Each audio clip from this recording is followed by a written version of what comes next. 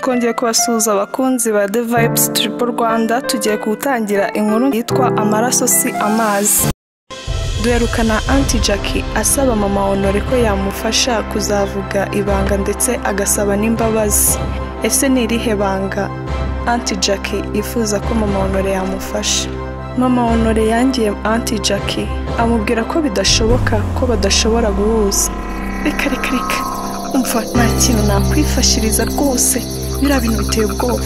Uzi ko bagufunga wowe ndetse byanadukururira ibibazo bitabaho. Oya, ndakwinginze mfasha n'ukuri kuko ndakomerewe cyane. Auntie Jackie yakomeje kwinginga mama Honore ariko bibi by'ubusa. Papa Junior hashize iminsi abona Papa Gapa ataza ku kazi, maze ajya kumureba iwe. Imodoka yayisize hanze y'igipangu, maze arinjira asanga Mama Gape yicaye kuri saro. Mama Gape yari umudamu ugira ubwuzu, yari umudamu mwiza cyane witonda, nuko aramwakira. Muraho neza Papa Junior? Si Papa Gape yabari, niko yabari, kuko namukeneye cyane rwose murakanye. Nimubanze mushyitse n'umutima mu nda disi, mwicare. Oya, si mumwe kwicara di, ndamukeneye cyane, ndimo kwihuta. Muri ako kanya Papa Gape yayisaze. Ntabwo mutubona? Niko, ntabwo mutubona ko turi hano? Ahubwo ndashaka kumenya ibiki biri hagati yawe n'umusore wanjye wowe wagisaza. Ntumbwire ko wantinya. Niko, kuba kuri gwanjye kiri umushoferi nkago hobo basho kageno kahe. Ntabwo akazi muri company yanjye n'ibintu wankore. Jamais dans la vie. Mukantinya n'umugore wanjye mukagira. Kusha. N'izina rya Yesu. Ibyo se nibiki kandi amatwi yanjye arimo arumva? Papa Junior yahise ataha ariko atarakaye. Papa Gape yasigaye ameze nk'uwanyagiwe, maze Mama Gape aramubaza. Ntumbwire ko impamvu wahagaritse ubukwe bwa Gape ari uko hari icyaha wikeka cy'ibyo wakoze. None se koko uwo Junior ndi kumva n'umuhungu wawe nawe? Shiri, ndakwinginze rwose. Urabizi rwose tubanye imyaka myinshi. Kandi nagukunda urabizi rwose kuva ku munsi wa mbere rwose. Tuza rero. Urabizi kuva twabana rwose nari umudahemuka. Sinize nguca inyuma, sinigeze nanabirota cyangwa mitekereze no mu nzozi. Ariko nkwibutse burya mbere yuko tubana, nari mfite undi mugore w'imama, burya musore Honore. Namusezere mu cyaro nzi Kigali gushaka ubuzima nk'abandi basore bose mu kigero cyanjye. Burya ngigera mu mujyi ndagiye gukora kuri ruguru kwa Papa Junior na umushoferi wabo.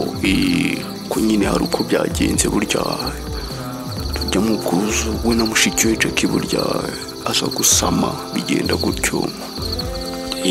Haza kuvamo nyine Junior. Mana yanjye, mbega ishyano riguye. Burya Junior ni umuhungu wa Auntie Jackie? Nanjye rwose byarantunguye mugore mwiza.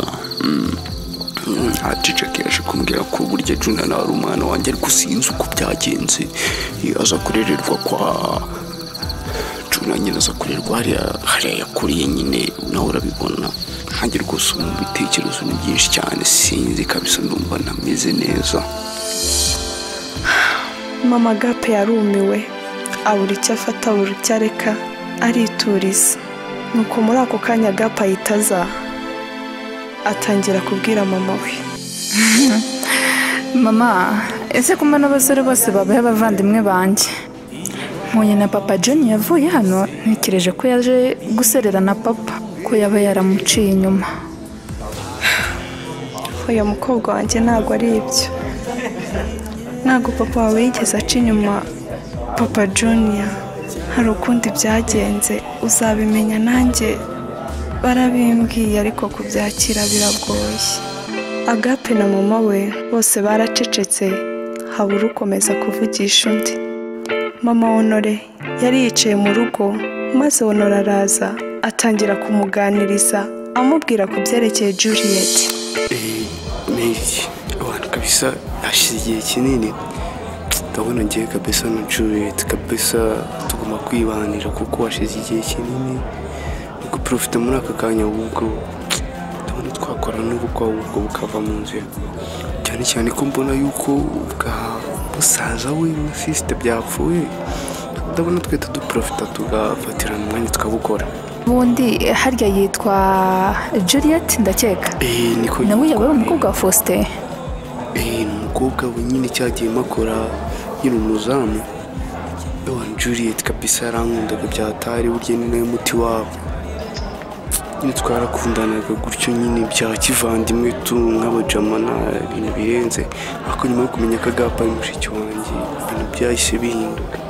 Yohana kabisa byageze ku rundi rwego kwera, ahubwo ubu nshaka ko reka ibyo bintu ntibishoboka muhungu wanjye. Kubera iki se me? Ntibishoboka pe, ahubwo byisibe mu mutwe. Rero twaba tubasaba ko mwadukorera subscribe kugira ngo dukomeze gusangira izi nyigisho zikubiye muri iyi nkuru.